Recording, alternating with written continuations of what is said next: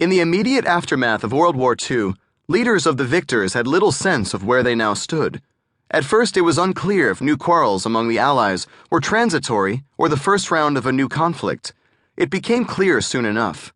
With the United States armed with nuclear weapons and the Soviet Union about to develop its own, with European empires crumbling and sharp disputes erupting in Iran, Greece, and Germany, tensions between East and West worsened. By 1950, armies again fired on one another in Asia, thousands of miles from Washington and Moscow. The Cold War was well underway, to last nearly a half-century. Some of the most significant milestones of the Cold War occurred while Harry S. Truman was president. Even many of his greatest admirers considered him an ordinary man, a true John Q. citizen, but in scholars' rankings of presidents, he typically stands behind only Abraham Lincoln, George Washington, Franklin D. Roosevelt, Thomas Jefferson, Andrew Jackson, Theodore Roosevelt, and Woodrow Wilson. Underlying Truman's rating is admiration for the palpable courage with which he made some of the most important decisions in American history. He might have been less honored had he served in easier times, but he did not, and his large decisions tumbled one after another from the desk, displaying the little sign saying, "The buck stops here." Dean G. Acheson was far from ordinary. As one of his law partners put it, he was the shiniest fish that ever came out of the sea, uniting a pungent personality to a mind so keen, his opponents scurried from its sweep. A slower and less forceful man would almost certainly have made a lesser record than Acheson, who became one of the greatest and most consequential Secretaries of State in American history. His years in the State Department confirm that individuals count in history. Because the president was the responsible party, the subject of any sentence summarizing U.S. foreign policy in Acheson's era must be Truman, but scrutiny on the evidence highlights Acheson's highly visible influence, first as Undersecretary, 1945 to 47, and then Secretary of State, 1949 to 53. His fingerprints, whole hand and footprints, are all over the president's diplomacy and national security policies. The link between the two men critically shaped the reputation of each. Truman's high standing rests on the shoulders of Acheson's achievements, but the president made those possible with gifts of trust and autonomy, greatly expanding Acheson's reach.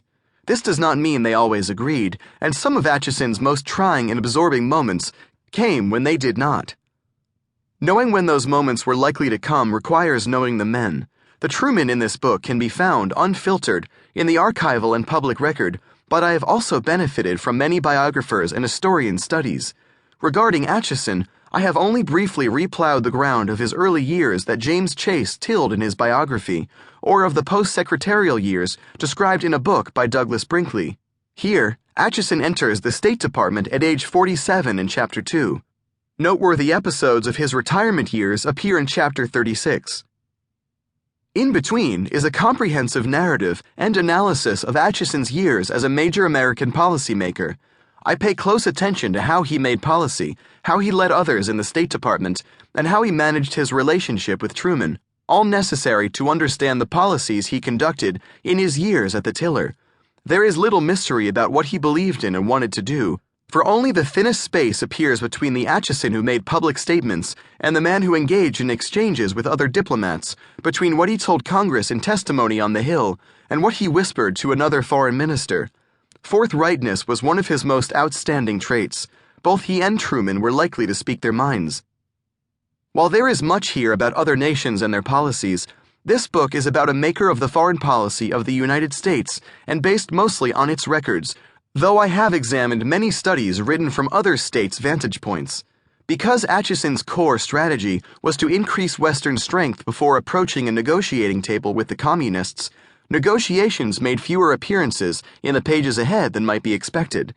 By Acheson's design, and because Joseph Stalin had meager interest in discussions for his own reasons, much of the following recounts U.S. relations with the United Kingdom, France, and the nascent new state in West Germany. An adept negotiator, Acheson practiced virtually all his diplomacy with allies rather than enemies.